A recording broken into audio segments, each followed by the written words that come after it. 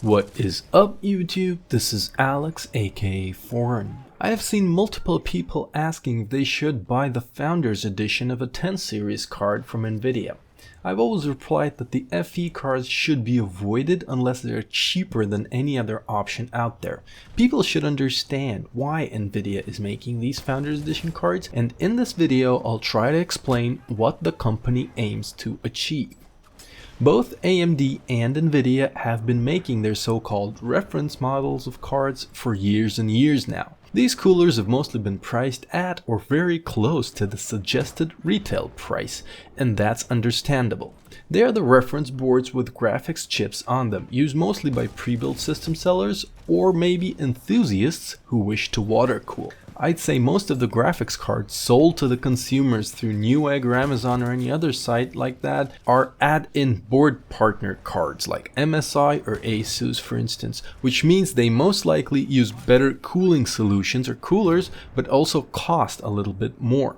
This was the case before the Founders Edition cards were introduced. What Nvidia did this time is they decided to enter the AIB market by marketing and producing their own coolers more aggressively, meaning they're competing with their own partners, specifically MSI, Asus, Gigabyte, EVGA, and so on. The Founders Edition card is a slightly better designed reference cooler compared to what was before, and they can cost up to 20 to 30% more over the MSRP of the card.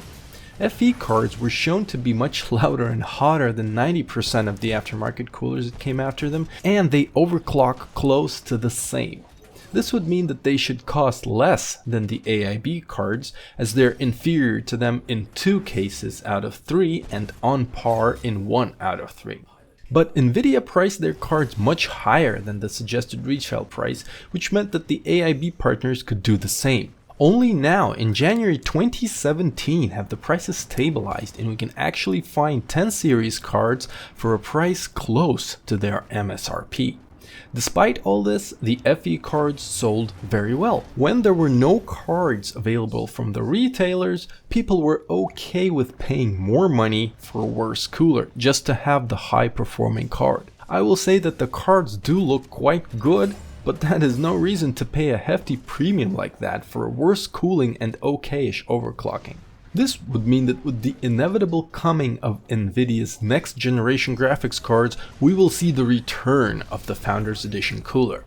But now, with the success of the first iteration, Nvidia can expand what they offer. They can make their graphics cards timed exclusives, for instance, that can only be bought with the Founders Edition cooler from their website for the first 2 to 4 weeks after release for an extra $50 to $100. Nvidia can bin better performing chips in the Founders Edition cards, meaning they can overclock better, but only when the card is running at 85C and 100% fan speed, making it extremely loud and heating up everything else in your system. The fact that the Titan XP, the current flagship, which is available only with their Founders Edition cooler, is throttling like crazy unless it's underwater or with a good third-party cooler is very sad in my opinion.